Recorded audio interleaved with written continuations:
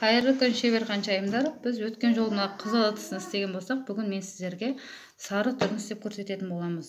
Бұл үшін бізге мынандай бір ыдыс, шыны ыдыс, крем, қалаған крем болсын. Мынандай сары краска керек болады. Және мынандай біздің ыстық креміміз қажет болады.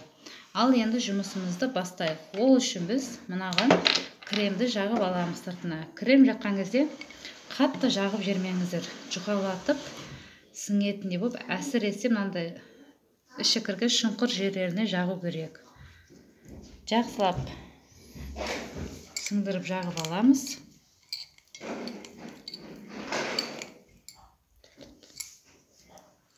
Ал енді жұмысымыз бастаймыз. Кремді жақсылап сіңдіріп алған екен, мынандай бұрыштарына қаттырақ кіргізіп, айналдырып кіргізіп шығатын боламыз.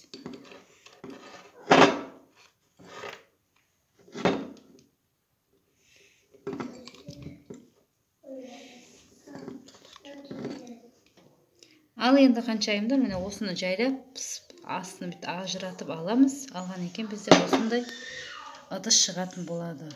Бұны енді біз мына сары краскамен бояйтын боламыз.